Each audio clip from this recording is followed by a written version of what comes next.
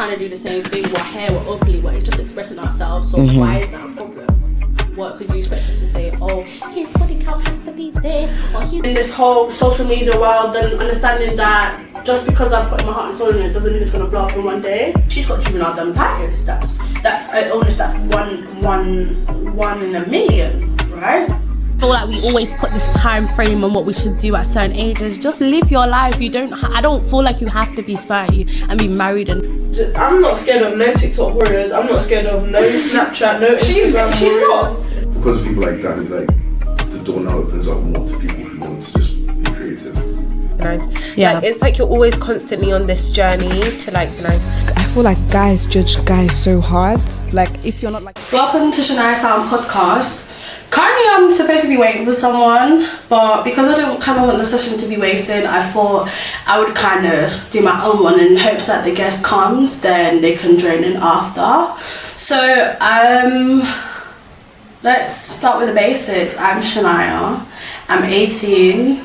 I started my podcast based on the fact of, I just feel like there wasn't really a space, like not a space, but there wasn't someone else that was talking about just modern day things, like for example like uni or like how the media sees us.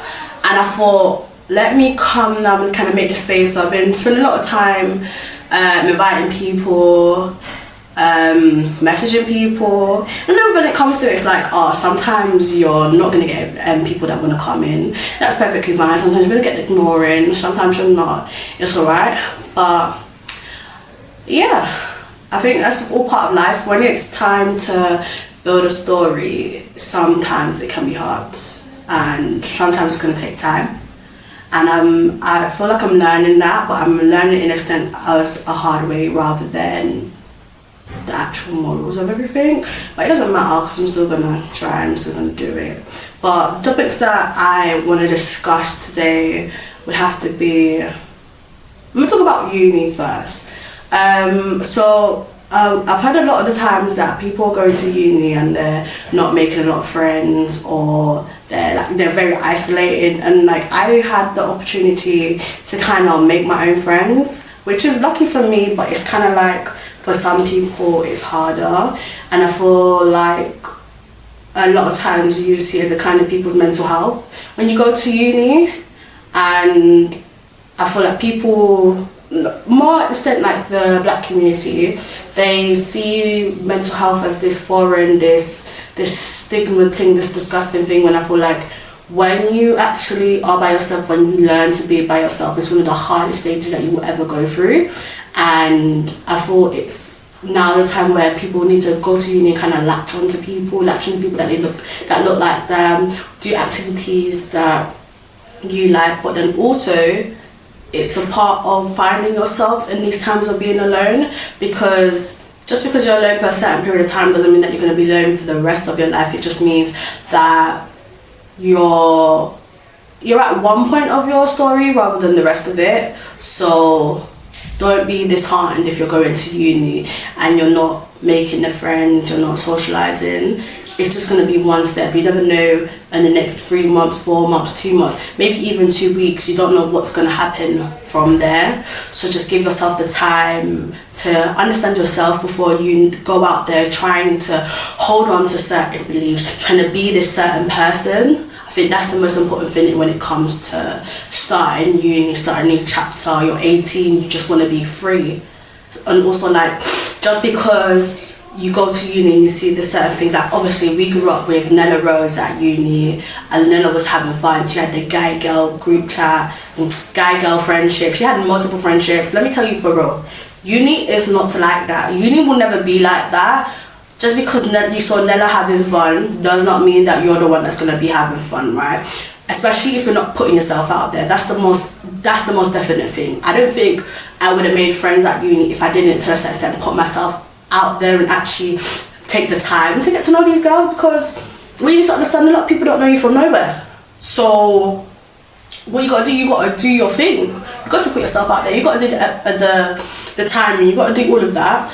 Then also, like, I hear a lot of people saying, it's so much harder to make friends when you're older, which is true, but not for all cases, right? If you don't want to put yourself out there, how do you expect yourself to make the friends? That's one of the main questions. If you do not put yourself out there, how are you going to make the friends? How are you going to network? How are you going to build relations if you're not putting yourself out there? And I think it's not just uni, but it's universal. Put yourself out there. You never know what will come from that outcome. You never know who you're going to meet. You never know if someone might aid you or disadvantage you. You never know unless you do that time. So it's more like, it's kind of like if you do the crime, do the time. Well, if you do the time, then it's going to work. You're going to network. You're going to make connections. And even like in the real world where you finish uni, that network can still help you. So that's the main thing. Always network, always help, put yourself out there. That's the main thing. Otherwise, uni will be a lonely place. I won't even lie. Uni, I think I spend about 3 days in uni out of the week, and you've got the other 2. 3 days, to some people it's like, it's just 3 days. But then let's talk about the hours that you're spending all alone, right? Do you really want to be alone and scared and worried? No. So put yourself out there in uni, do what you need to do, kind of thing. But yeah, I feel that's the main thing. I also kind of wanted to touch upon, in one of my episodes I talked about my illness, and I think I didn't quite go more into it, and I didn't explain it more, as well as because that wasn't much of a popular episode as well, I don't think it's come across a lot of people's minds. But I'm Shania. Like I already said that, but I suffer from the illness juvenile dermatitis, right? And I go through episodes where when I'm on the medication, because I'm on a steroid, you go bigger. And to me, I used to make it's not funny, but like it's funny, where I would like waddle about to go to places. It's, to be honest, it's one of the funniest things. But in that time when you're 16, you just want to be free, you want to be partying for the summer, because it's a long summer obviously. And that wasn't that wasn't my story. I was in the hospital for 3 weeks, hooked up to machines, because they had, not hooked up to machine where it's like life support and all that, but hooked up to machine, more of it was, I was hooked up, well, I had to take IV in order to deal with my illness. So they would put a cannula. With cannula is the needle that they put in your hand. They put it in my arm for the first time. And I would just have to stay in one place with the machine and wait for the medication to kind of go in. And I remember like the first day not even the first day. Well, yeah, the first day they put the candle in and they had to give a lot of IV to me. They was like, oh, by the way, the medication might make you sick. And I think it was been probably like a couple of seconds. And I put the IV in and I just throw up. I just throw up. 1 second, guys, I'm going to check if my guest is here. No, nothing. And I just throw up and like it went everywhere. And I feel that was the time where I realised like you're sick, like you're not okay. And I would say like, but then not just that one, that was just like when I was in the hospital and like I actually realised that like I wasn't okay. But I remember 16, I'm walking home from a party I'm not walking home, but I'm taking the train home from a party in Seven Sisters, and I'm walking, and it pains me. Like it was so hurtful, but it was I was in so much pain, because when I have my illness, to be able to walk is one of the hardest things to do. To even put my hands on top of my head, to run, like I remember I loved running relay at school, and I just went from like my full athleticism. I feel like I was very fit, right? I went to being like really, really fit to finding it tired to even walk 5 steps. And I remember at the time my mum was like, oh Shania, like, are you alright? I was like, Mum, yeah, I'm alright, because I was working out at the time, so I just thought it was like when you work out and you just get a little muscle pain after you work out, because your body's not used to the working out, or it's just obviously if there's pain, there's no pain about gain when it comes to working out. And I was like, oh yeah, mum, man, I'm just waiting for my body to recover, doing sports, this, that, and the other. And then I got to this party and I'm in complete and utter pain, and to the extent where I had to walk because, well, it wasn't even that pain. It's like a 10-minute walk from the train station back to my house, and I'm walking and I go to my mum and I'm like, Mum, like, I was so sad. I remember, Mum, can you help me take off my trainers because I can't reach my foot to do it? And she goes, she's like suspicious. She paused for a minute because I'm the type of person who doesn't like to ask for help. She paused for a minute. She said, yeah, Shania, like, I will help you. And I was like, Mum, could you also help me onto the bed? And she helped me, and she's like, Shania, like, are you sure you're okay? And I was like, yeah, Mum, like, I'm okay. Just probably having to walk from the party. And she was like, Shania, like, are you sure you're not sick? Are you sure you're not sick? I think that was one instance, and a couple of weeks later, when I'm sick, my face starts to change, because basically what juvenile dermatitis is your immune system attacking your muscle cells because they see them foreign to your body. So I see my eyes are very small naturally, but my eyes started to get very chinky and my face was blowing up and like my vision was becoming very impaired. But I didn't tell my mum this. She's like, Shania, like, I'm looking at you, like, are you sure you're not sick? Are you sure you're not sick?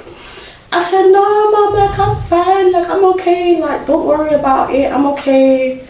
And then she just nagging me for weeks. And I remember we finished GCSEs now, and she goes, like, Shania, like, you're not okay, like, I can see it, like, you barely can walk. We need to get you to your hospital. At the time it was Great Ormond Hospital. She said, like, we need to get you to the hospital because I'm looking at you and you're obviously not okay. And we are walking near my area. I can't say where it is, but we're walking to the nearest hospital in my area. To normal people, it's like a 20-minute walk, and I'm holding on to my mum, like tripping up after myself, and she says, and she's like I'm tripping up after myself, holding on to my mum, and I'm walking really, really slow because obviously, even though I didn't want to admit to my mum, I'm in pain trying to walk. Pain, but I'm slowing down my mum because my mum's naturally like a fast walker. And that walk probably took us an hour, 10 minutes to get there when it's normally like a 20-minute walk. And we get to the hospital, and the hospital's like, what are you doing here, kind of thing, like, what do you want me to do? And with me, to get to my hospital, gosh, you need to have a referral. You can't just show up in A&E, like, you need a referral for them to actually take you serious. So then the process was now, went to my local one didn't know what to do. They kind of didn't believe me. I remember sitting in A&E for the ages, they didn't believe me. So then we now had to go all the way to I didn't have to go, but my mum had to go there because she was just fast walking. We ended up going all the way to our surgery and get a referral from them. Like, my mum's on the phone, she's barging them down, like, I need a referral. But they end up sending us to the other closest one to us, which was a specialist, but it wasn't the correct one. And they say, Mum was explaining, Shania can't walk, like, she's in pain, like, she can't shower by herself, she can't get out of bed. And for the time being, they give me, they put me on ibuprofen and paracetamol to kind of help me deal with the pain, right? And I remember just feeling so drowsy, like, but it was helping with the pain, which is really, really good. But like, with this pain, it was just so bad. So even though I was on paracetamol and ibuprofen, like, I had to take 2 everywhere, like 4 hours, something like that, I can't remember. It's still pain. And when you're 16, you just want to be so independent, right? And my mum would, like, I know she did it, but she wouldn't admit it. But I'd be outside, I'd be in the shower, because I'm a clean freak, like, I want to shower every day, I want to make sure I'm calm, I do all that. And I'm in the shower having to get help getting in there. So not in the sense where I'm like undressed, like, because I have siblings as well, but it's just like, would have someone set the bar for me, and then I would go in like a towel, they would help me step in, and then like I would ask them to leave. Like, all of that. That's how much, and you could still feel all of the pain, you know. It was crazy being 16, suffering from that, still wanting to be a teenager, still wanting to have that independence, but physically you can't have that independence and you have to ask for help. I feel like a lot of like how I was raised by a black woman, is like, my mom's very independent, so I wouldn't be independent like her, I wouldn't do the same thing, so I don't want to get any help from anyone, I just want to do this thing by myself. And it's just like, oh, I couldn't do that when I was sick. And yeah, so then I'm on the ibuprofen, I'm on the paracetamol, and then I finally, my specialist doctor, I finally get a referral from them, and they were like, oh my gosh, like they had to do MRI scan on me to see how my muscles were, blood test, they had to put a cannula in, and they said like, your illness is definitely back, like it's definitely back, it's manageable, because I remember the first time when I first got diagnosed, it was probably like 5'6", and I was 5'6" years old when I first got diagnosed, and it got so bad that I couldn't speak and I couldn't swallow, so it's like I had to have very soft foods, because it took them 6 months to actually figure out, and then they took I think it was around 3-4 months to figure out, and then the 2 months after they gave me the right medication, because at first they diagnosed me with lupus, which lupus to a certain extent is easier to diagnose than juvenile dermatitis, because there's like very much similar traits. So they diagnosed me with it, and then mum was like, no, I don't think it's lupus, like even the doctor's like, I don't think it's lupus, and then extent like, when I even speak about this, it's like the neglect that they give to people of colour when it comes to their health, because if you do not fight for your health, there's nothing that will it's very keen, you need to fight for your health when it comes to any places. And there's probably like 2010, 2009, 2010, 2011, them time my mom's fighting like, something's wrong with my child, it's not lupus, it can't be lupus, something's wrong. They finally do it, and they realise, oh yeah, like she's got juvenile dermatitis. That's an illness that's one in a million, right? And mum was like, I knew something wrong with my child, and it's a lot of the neglect of the doctors not trying to listen to her. I don't know I'm not even gonna say because we're black, because like I've had it happen to a lot of people, but what I'm going to get from the situation is because my mum is a single mum, she's black, and they're like, oh, like she's just talking, maybe she wants to score something, maybe she's making a child. I don't know what was going through their heads, but when my mum finally got the diagnosis, I remember her telling me, she was like, oh my god, like I knew I wasn't crazy, like I knew something wrong with my child, from my childhood, from this happy girl that wants to go out every day to this girl that is like, no mommy, like I'm gonna sit this out, and like a lot of sleeping, because when I'm sick, like I just want to sleep, because in an extent I just feel like it's a dream, like it's not happening, it's not my reality, right? And sleeping is the most painless thing, unless like I want to turn around, because I'm a very heavy sleeper, so I turn around a bit. But yeah, so my mum finally got the diagnosis, and then when I was 16 we finally got the referral, and I was in hospital for 3 weeks. I had to do physiotherapy. Bloody hated physiotherapy, because if I, like, think about it, if I haven't been able to move my muscles, why you got me doing physiotherapy? And do you know what makes it even more funny about it? They said, you're gonna be there for 2 weeks, right? 2 weeks comes and goes, and they're like, no, you're gonna be here for a bit longer. I'm like, but what? Like, you guys lied to me, like, what's going on? But I needed, like, they needed my body to be at a certain extent where I could be independent, and I just hadn't reached that yet, but I just felt so betrayed.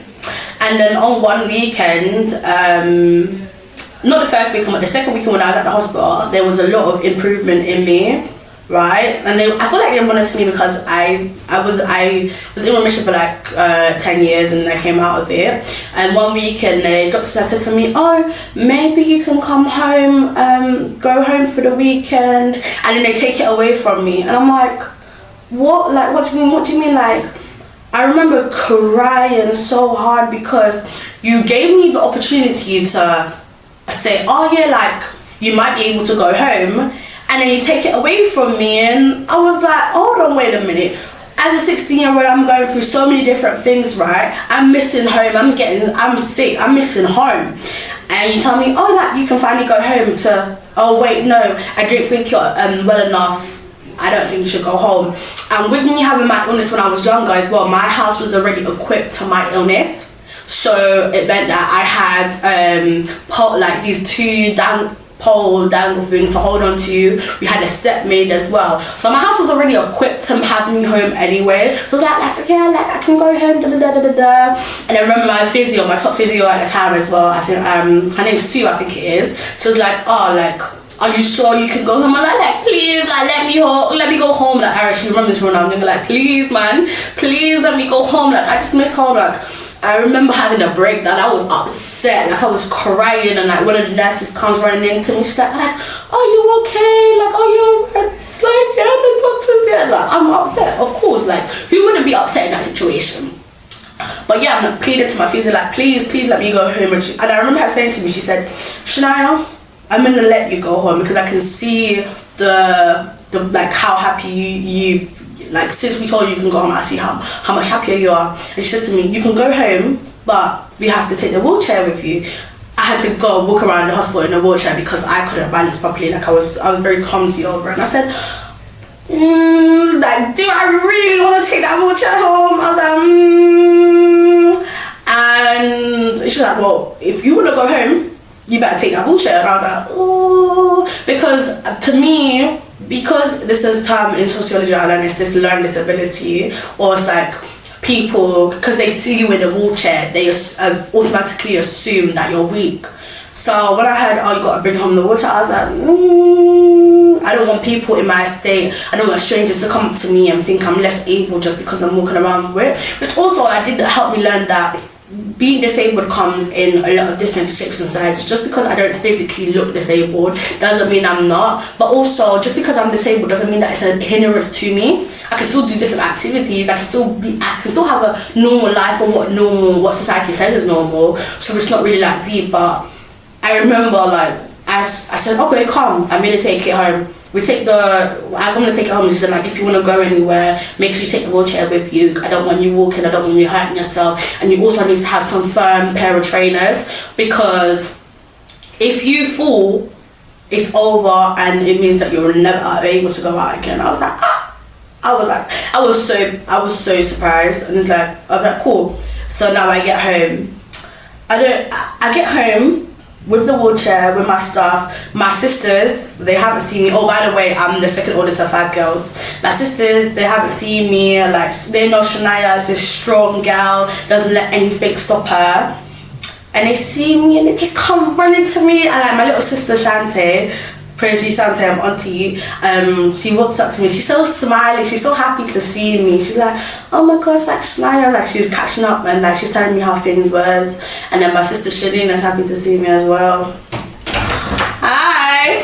Hey. Hey guys. Hi. So I guess that's finally come. It's me. So I'll get back to my story another time, but come and introduce yourself. Oh, move the mic a bit closer to you. Is that good? Yeah. I am Tommy. I don't have a crazy creative name. Like, my mom gave me the name Tommy. I thought it was cool enough. So yeah, that's me. I'm Tommy. I'm a sound engineer, artist, creative. Yeah. Yeah, I feel creative is just such a broad term anyway. So anyone can be a creative. Anyone can be a creative. Put yourself out there. You can be a creative. Okay. But what made you want to be a videographer? Like, artist, what put you to that pathway?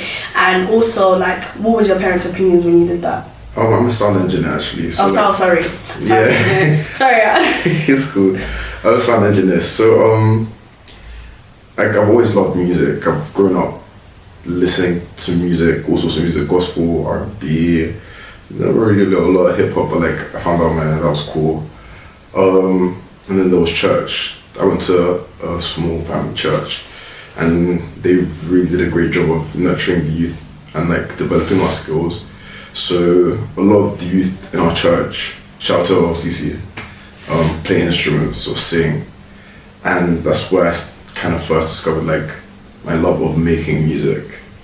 So I was in a bit of denial for a while, imposter syndrome. Thought like, yeah, I can sing-ish, I can play, I can sing. stop doubting yourself. Yeah, I can sing, yeah, I can play these instruments, but maybe like music isn't really for me. So like I was in denial for a while, and then a crazy thing happened in my life. We're gonna get deep. Yeah, let's get deep. We're gonna get deep. Okay, a crazy thing happened in my life. I was in sixth form, and I got hit by a car. Now, I have no actual memory of like what happened, but like to everyone that was there, they were like, yeah, you shouldn't have survived. You shouldn't have survived. But I came out unscathed, like a couple scratches and cuts, and I had to wear like a cast for like a couple months, but like no broken bones or anything. And then for a while it was a struggle to deal with like, that happened, and like I'm here, and like to just process all of that was a lot. And I think from that point in my life I was like, if I'm gonna live this life, I'm gonna live it to the fullest, right? Like I've been given this opportunity to live. Second isn't promised, and you can't get a second back. So like, if I'm gonna live this life, I'm gonna really grab it by the balls. And yeah, that's when I started to like get into my musical bag. So the next year I went to uni. I started like writing for myself and like just practicing more instrumentally. And then I said, okay, second year, I'm gonna start making music. And I realized how expensive. Yeah. That's how expensive that shit is. I was like, damn, like, am I really about to pay like £60 for like a studio session, some of them per hour? I was like, nah, like, shout out to my dad, he kind of instilled this thing of like learning things for yourself. Yeah. We live in the age where like no one really wants to do anything. You want to pay someone to do it for you. And I was like, I can learn this. Yeah. So it was my birthday, I was broke, I was a uni student, got some birthday money. And I just got all of my birthday money I had and like some of the student finance I had left over. I'm bored, I equipment myself, bought a mic, bought an interface, bought Logic, and started practicing. I was still in denial about putting myself out there as an artist, saying like, yeah, I do music and I sing and I rap and I do all this good jazz. And I was just enjoying the process of making music. When you start out as a sound engineer, nobody really wants you as a sound engineer because like, where do we know you from? How did I know that you can make me sound good? For those of you who don't really understand what sound engineer is, it's like the person that makes Travis Scott sound like Travis Scott. So like, similar to like producer, isn't it? Yeah. Lots of producers are sound engineers, vice versa. It's just that I guess like my specialty would be sound. So like no one really wants to use you if you don't have proof of your work. So I was practicing with myself, and then I'd share some of the demos with my friends. I'd be like, oh yeah, what do you think of this? Does this sound cool? Like, does this sound right? What do you think sounds wrong with this? And overall, my friends had the notion that, are you releasing soon? I'm like, I'm not releasing this music. This is just for me to practice. And then started networking with people in uni, recording for them. So like I started getting known as a sound engineer, and people would shout me and I'd do sessions, and that was all cool, but like no progress with the music until my next birthday. It was my birthday coming up, and I was like, I'm not really doing much for my birthday. And one of my friends said like, it's your day, do something special. I was like, do you know what? All these demos, I'm just gonna throw them out there. By this point in time, I dropped 1 or 2 songs for the bands, for the jokes. But like, I was like, you know what? A project of all the demos that I have on the hard drive, form, put it out there. Did it do crazy streams? No. But you gotta start from somewhere anyway. Yeah. And like, they had great reception from friends, from people, from friends of friends. Like, and I was surprised, I was like, yo, like, people would be like, oh, you're Tommy. And I was like, yeah, I'm just Tommy. Like, yeah, I'm Tommy. And like, no, you're Tommy, like, chopper. Like, oh, bro, like, you listen to the song, yeah, like, this person put me on to the like, bro, like, okay, cool. Yeah. So like, that was cool. And since then, it's been about 2 years. I've done a couple of features with a couple of people, still sound engineering. And hopefully my next project, we should be out by the middle of this year. is probably gonna be like my first intentional project where like I made songs and said, yeah, I am an artist and this is real. Yeah, I think a lot of people don't understand everything that goes into like well, I did a podcast for an hour or like a 30-minute video, a 3-minute music video. I thought a lot of people don't understand the background scenes when it comes to it. So kind of explain it. What's your process when it comes to it? So as a sound engineer, the process, there's many ways we can go around this. So I don't really deal with music videos, I deal with like in-studio tracks. So the easiest way, the way I like, and the cheapest way for you, if you're an artist out there and you don't want to like learn the whole process of becoming a sound engineer, but you want your music mixed, here's what I suggest for you, Sha. Buy the equipment and just record yourself. So this is like the most efficient way for me because I have people who live here, there and everywhere who want me to mix. They record the tracks, send me the stems, and from my bedroom. By the way, I make all my music from my bedroom. I don't pay any studios. I bought my equipment, I record myself, and like that was it. So like they send me their stems and I just mix it in my room on Logic and send it back to them for a fee.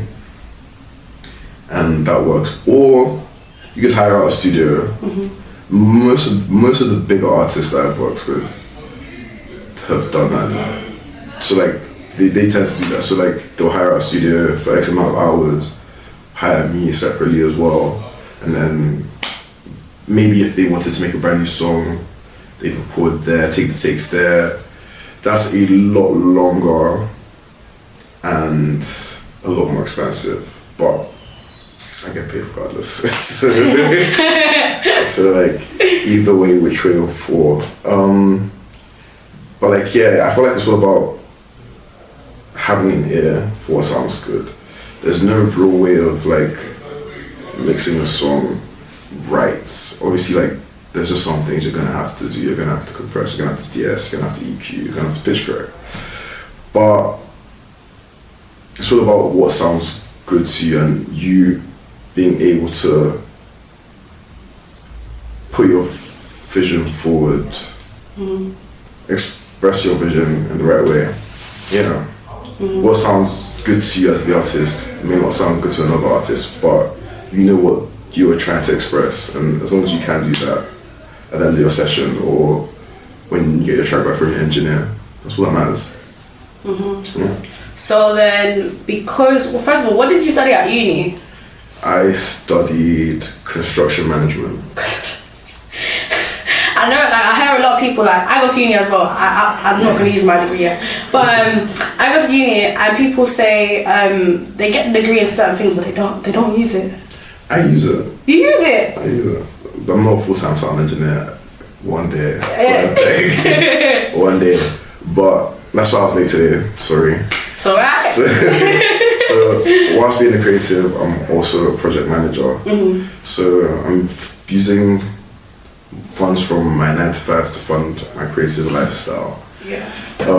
Sometimes the creative lifestyle pays me back, so it's cool. Sometimes it doesn't. So, but like, yeah, I use both. I use both. So like when I first came out of uni, obviously everyone, if you've graduated, you kind of know the struggle of getting your first job out of uni. It's tough. And like, I was broke, and my parents don't live here. My parents live in Nigeria. And it's kind of, I'm just one of those people that hate asking their parents for money. I don't know, it's the toxic masculinity, I don't know. I just don't like, asking my parents for money. So like, in that period, like, funds were running out. And I was like, damn. And like, I guess that's what also pushed me into my creative bag heavy. I was like, whilst I can't get this job, I mean, I was mixing here and there, but like, I just came back from Cove. I was not involved in any of the activities that went down there. Just got back from Cove. I was back in London. So like, my whole network was based in Cove in the Midlands, working with artists in the Midlands. And some artists in London, but like, it was a new environment. So like, one, I had the time on my hands, and two, like, I needed the money. So I was like, let's start networking. So I went to a lot of networking events, meeting up with creatives, just chilling, hanging out, just sitting in some studios, sessions with some people, and just meeting people to work with. And sound engineering held me down for like that rough couple of months. until I got my 9 to 5 corporate job, the entire life. Yeah. Yeah, I feel like people don't understand the reality. Like, I was talking about one of my other episodes, but like not everyone can afford to be an entrepreneur or do it on their own. So it's fine until you get off your feet to work a 9 to 5. It's fine. It's normal. Like, do you think everyone's gonna be walking around being like Elon Musk? No, it's unrealistic. Love me some Nella. You think everyone's gonna walk around being like Nella Rose? I'm so sorry. Nella had to start from somewhere. We all have to start from somewhere. So if you have to work a 9 to 5 to fund your creativity, then do that. There's nothing wrong with it. There's nothing wrong with the 9 to 5, and I feel like there's this misconception that like, as a creative, you have to be all in your. There's nothing wrong with being all in your bag, but you have to be this weird creative person. Like, I'm this person that only does music, and like, anyone can be a creative, and like, there's nothing wrong with working a 9 to 5. I have like this hot take that I know, and I want you guys to stream my music, so stream my music. But we have enough rappers, we have enough singers, we have enough. Like, there's more than enough. What we don't have enough is enough black doctors or nurses and lawyers. We don't have enough of those, or scientists, people that music makes the world better. Let me not down my people, my creators. But like, people that really, really make a difference in this world, we need more of that. So there's nothing wrong with working your 9 to 5 and being a creative. And like, even if you do get to a point where like your creative ambitions are lucrative, there's nothing wrong with still keeping your 9 to 5. Like, passionate over paper, and whatever you're more passionate about, if lots of people are passionate about the 9 to 5, so I get where that mission comes from. Yeah. Like, where you just drop, but like, if it's actually, I have a lot of friends that study medicine, and they are passionate about it, and the same passion that I have for music or all the other things I'm passionate about, I see that for them in their field. So don't feel less creative because you're also passionate about your 9 to 5. Just putting that out there. Like, I'll probably include what I said in the beginning. Like, we need black doctors because we're not seeing all of the neglect that's happening to ethnic minorities. Yeah.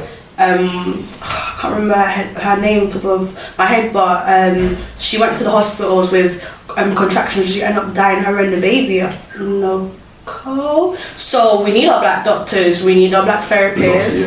Yeah. So it's like, also black therapists as well. That's why I'm studying my psychology degree, and hopefully I'm going to use it. I was like, you're more inclined to still share your feelings on a situation if the therapist looks like you. So don't be trying to clown 9 to 5 just because you don't want to you don't want to do the hard work for it, kind of thing. But then being a career, also you have to do hard work. So what is the reason? Like, what's the difference? Like, basically, to be wherever you want, even if it's a 9 to 5 or in a creative world, you need to put in the work. So what's going on? To be honest with you, being a creator, in my opinion so far, is harder than doing a 9 to 5. Because 9 to 5, you have your pathways. Creatives, you need to fund it. You need to find people. Like, I don't know how many people have ignored my messages on Instagram, not wanting to come on here, and I'm like, just like, they don't rate my thing, and I'm gonna be upset. But then I'm like, wait a minute, I'm not gonna give up, because I don't know, maybe the next I don't know how long I'm gonna be doing this podcast for, but it's my show, so I can do it. I don't know if the next year, 2 years, they're like, oh yeah, like, I want to join on it, even if they ignore me, because I'm open to anyone, kind of thing, and I'm willing to do the work. So you guys do the work. Do it. Work, man. Yeah. Like, no one's gonna do it for you. That's another thing I've learned. No one's gonna do it for you. Like, there are friends in this industry, but like, there's this saying that there's no friends for this in this industry, and it's partially true. I'd say it's a lie because all my friends are rappers. All my friends are rappers. All my friends are singers or creatives, but like, no one's friendly enough to put in that work for you. And no one's gonna beg you to do it, whether it's creative. No one's gonna force you to read your book, maybe your mom, but like, no one's gonna force you to do it. So like, if you really are passionate about it, just do it. And I feel like it's not just about being lazy, it's also like conquering the fear of failure. I feel like a lot of people don't want to do the work because they're scared of failing after putting all that work. And more than half the time, you won't learn anything from success. You won't necessarily improve from success. It's from failure. It's from making those mistakes where you learn, and you learn how to pivot, and you learn what went wrong and how to better yourself. And all those failures, all those falls make you stronger. So don't be afraid to fail or try something and it doesn't sound right. It's all part of the process. So yeah, don't be afraid to put in the work. Yeah. So with that, I know you're obviously using your degree. What was your parents' opinion when you was like, oh, like, I want to be a sound engineer and not go the typical pathway?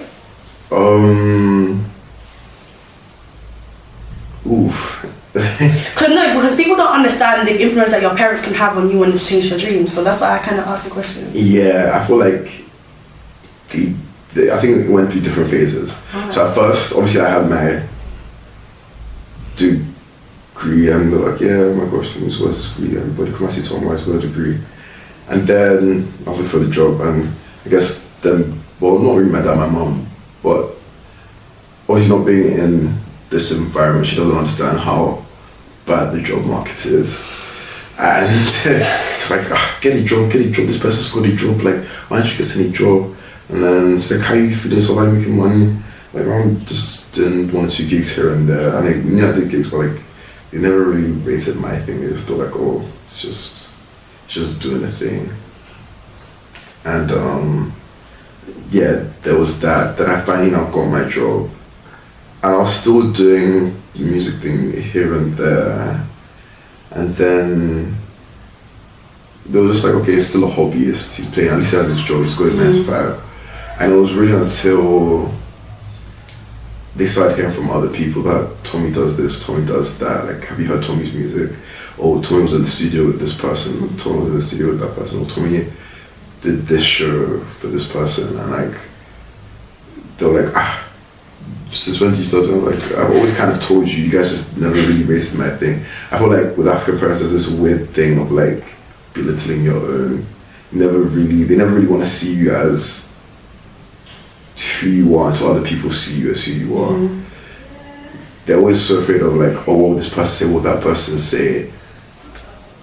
And they're not really concerned about how they see you and through what lenses they see you. They kind of see us through a diminishing lens. Not all of us, some of us. Thank God for you guys have healthy, happy relationships with your parents. And that's great. And to some extent, I guess I do too. But I feel like they kind of never really rated my music. They maybe because there's this whole, if it's not a lawyer, doctor, engineer thing, then it's not really serious. And I don't blame them, it's what they know. But now it's like, oh, you do this thing, or when's the money coming, when's the music money coming, or when are you gonna take us on tour? I'm like, nigga, chill. Not too much on me. Not too much though. Not too fucking much. Yeah. But yeah, they're accepting of it. They just don't want it to be a distraction. So like now it's the thing of like, okay, yeah, I might have work tomorrow, a 9 to 5 tomorrow, but like I'm out doing a show, or like one of my friends who is a creative, or like a song that I mixed, I'm gonna go see them perform it live or something. Or I'm gonna go to the studio so late, and I'm like, oh, do shuffle tomorrow. I'm like, big man, I'll wake up. Like. Yeah, it's gonna be busy until you get to where you need to do, and even when you get to where you want to be, they're still gonna be busy. That's just part of life. Honestly. It's just life. You're never gonna get less busier in this life. Whether like in anything you really do, like the older you get, the less time you have in your hands, the more responsibilities will grow. Like in this day, I seem or feel busy now.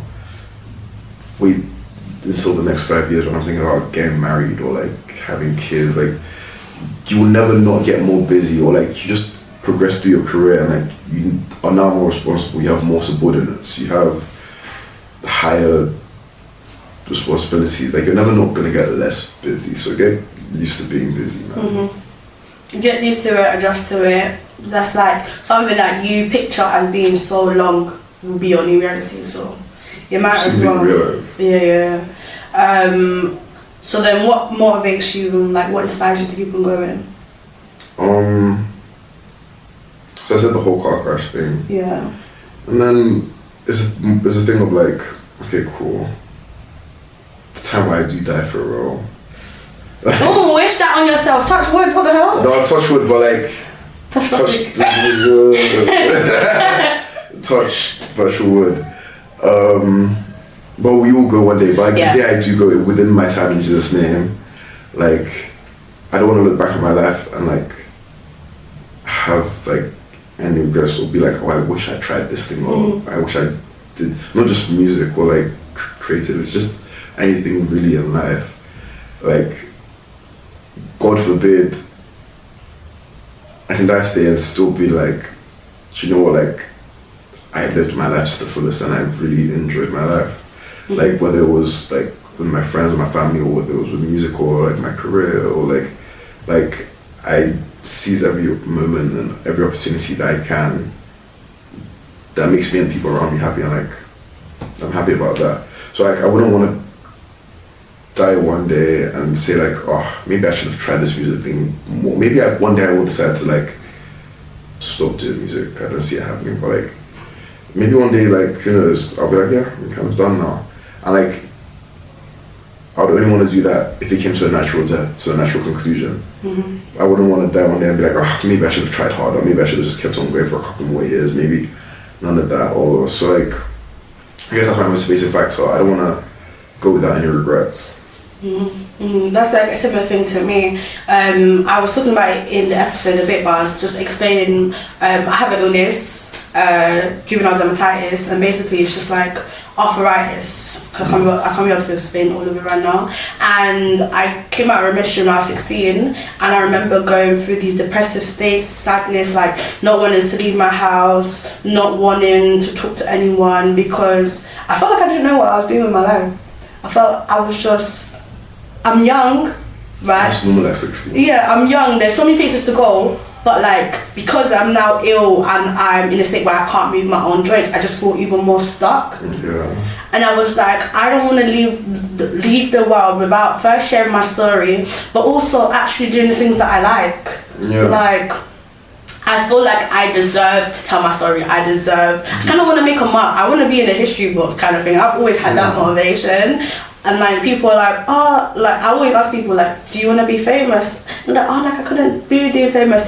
I don't want to be famous. I want to be known as someone who is not influencer, because like influencer is crazy right now. Yeah. But I just want other people to be inspired by my story, for them to share their story, because it says that we're just hearing the same things all the time. So we need different types of people. Maybe me as a black woman who has a disability, who I don't even know, but like black woman has a disability that's not visible. Maybe sharing my story encourages someone else to do the same thing. Yeah, I hear that. Yeah, and like saying. Very much the same with me as well. Like, I feel like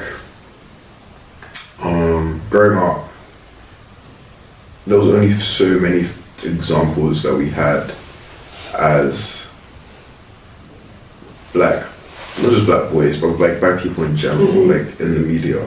And thank God we live in an age where like the doors are opening up and like we have different people, but still I don't think we're just quite there yet. And it's not necessarily, like you said, it's not like I necessarily want to be famous. Like me and my friend, I say this all the time, like I think we're the artists that would very much be happy with like our cool like 1,000 people cult fan base and like keep it stepping. Yeah. But like there's always tell others, so I wouldn't mind do that. I'm not complaining. But like it's not necessarily that I want to be famous, but like you said, I want to not necessarily be an influencer. I want to be someone that someone looks up to one day. I was like, yeah, like I kind of see myself in him, and like if he can do it, so can I. Like if he can do it, so can I. Like we had very few people like that. Like I feel like I'm so hungry. Sorry. Yeah, it's lunchtime. It's lunchtime. But yeah. I can't really point to anyone that I think of people that like inspired me. I say Jeremy inspired me when I was young. It's kind of like be comfortable with who I am. I was a bit of a nerd when I was growing up. Yeah. And like he was kind of like the only person that made being like into the things that I was into kind of look cool. So like there was that, but like there was no one like me. There was no one who just like came back from Nigeria and like was living in the UK and like was struggling with cultural differences of being back and forth, or like their parents being away, and there's only one version of you, so like no one's ever gonna be you, but more representation, and not necessarily in the media, but like for the person around me, for like the next engineer that's next to me, or like the next black kid that sees me and sees something in me. I'm gonna be a good example, I guess. Yeah. My role model, yikes. As soon as I got 18, I was like, I gotta be a role model to these people, bro. I don't even know what it means to be 18. I don't even know what it means to be an adult. Like do not even look up to me. Don't even look at my way at this to a certain extent. And then like when you're talking about when you're younger, you're not having a lot of people to grow up to. I had to grow up dark skin, of course, and like it was the thing of dark skin is that you're bleak, you're ugly, dark skins are the shit now, this, that, and the other. Black queen, yeah, let's give up to the melanin queens. Yeah, sure. Let me tell you something. I grew up, with the boys. It's funny now, but it's not funny at the time. Yeah. Boys are running away from me. Boys saying, like you're dark. I'm like, excuse me, that's why your head's big. Because why are you coming for me? I didn't even do nothing to you. Like look at the colour of my skin. Yeah. You're black too, bro. Yeah, and it makes it worse when you're the same people and I look at you and you look just like me. Bro. Really. And then now we've got older, right? We've got the JTs, we've got the Megan Thee Stallions, so we've got the tall girls and we've got the fit girls. We've got Chloe Bailey, Halle Bailey. We've got all of those now, right? And I'm just like, where was you when I needed you? Right. I needed someone to look up to. It would have been so great to have that sort of representation growing up. Yeah, and it's just more now that I've kind of stuck onto my mom now, because if I couldn't have it in the media, bear in mind that we didn't really have Wi-Fi like that as it was. Now I'm just clutched onto my mom now, and she kind of inspired me to be the person I am now, which is cute. But like, shout out to Mumsy. Shout out to Mumsy, right? But my mom has bad traits as well. I'm not even gonna think like no one's perfect. Like, no one's perfect. It's just like you only see certain coins of a person basically. So yeah. And then like my next thing is, what's one embarrassing thing that you're like that you would never admit when you were younger but you admit now? One embarrassing thing. Oof. One embarrassing thing. I'm embarrassed a lot of school.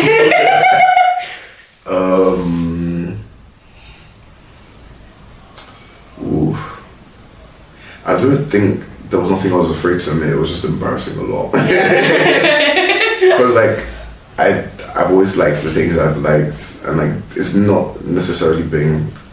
I mean, now it's cool to like these things, or to be a scale, to like Frank Ocean. Yeah. Now it's cool, but like back then it was like, nigga, why you listen to Frank Ocean, bro? Like, go listen to like who was popping at the time, like go listen to some Uzi or something, like.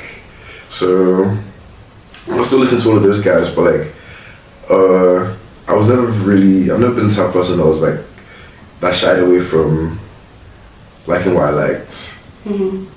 Yeah, if I wanted to jam Adele, I would jam Adele. Till this day, like even like there's a goal, right? For some reason, I'm drawn out with my friends and they're saying this. They're gonna be like, each. For some reason, my friends find it weird that I like female rap. I'm like, bro, like bad beats can rap too. Like they have bars. Like, come on, like, is it because they're such an R, or like you're just not hearing how good they are? Yeah. So like when like actor comes up in the club, me, I'm the first one to be like, real ass, hey. But then I be like, I'm like, yeah, sometimes it's embarrassing, but like I've never really shied away from like liking what I liked. Yeah. So like, yeah. I think that's lucky on your part, because I shied away with a lot of things when I was growing up. So like, I used to write poetry. I like to sing. I can sing. I just don't put myself out there like singing, rapping, all that, freestyle. I've always liked that. So I'd be writing poetry, and I was doing it in year 7. And when I started getting around the popular crowds, that's when I was like, oh man, that's kind of nerdy still. So I just kind of let it go. And like I'm trying to tap back into it, but I can't. And it's just like, it's like losing. How? Like why? How not? I just. I'm inspired by things like to talk about like obviously what's happening in society, but putting like pen to paper can sometimes be hard because there's so much things to say and I just can't put it all on a page and like get it to say it and like having that meaningful meaning. I hear what you're saying. Yeah. Practice makes perfect. I feel like obviously when like shy away from nothing for a while, like there was always going to be like this kind of like rustiness to it, but like practice makes perfect. Yeah, I don't know, maybe my intro would be me singing, you never know. You never know. Touch wood. But yeah, I remember talking about it in another one. I was like, the imagery of guys on the media as well. Like, do you think it's easier for men or females to get into the creative space? Hey, like on social media. Controversy.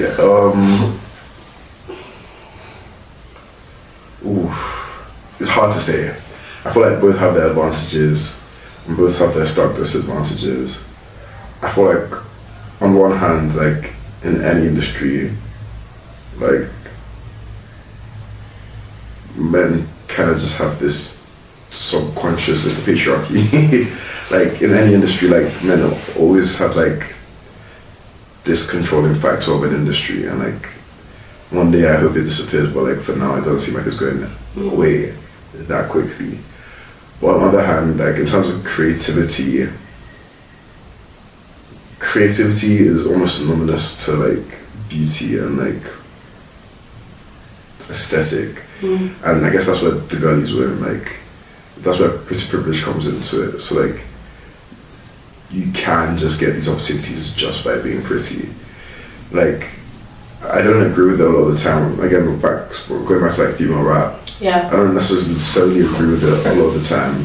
But like, there's always this thing of, oh, she's only like up because she's pretty. Like Ice Spice she's only buying because she's pretty. Okay, yeah, it has some parts of playing it, but like she did the work. She went to the studio, she wrote a track, and hundreds of thousands of people are singing it. Why are you hating? Because she's pretty too. Come on. But like you have to like admit that fact is there. Like pretty privilege is a part of it, and I feel like we are visual creatures. We want to see something that does look good. So like if you're a pretty girl and you want to be creative, that is an advantage for you. Whereas on the other hand, I guess we're living in an age where like we're putting it out more, but like sometimes the creative industry can be a scary place where if you're in a vulnerable position, especially as a woman, the opportunity for abuse might come up to some scary people and they might just take it. So I think that kind of like discourages a lot of people as well. It discourages a lot of girls from doing it as well. Or like, yeah. So again, both have their ups and downs. I guess as a guy too, like you kind of have this role to play.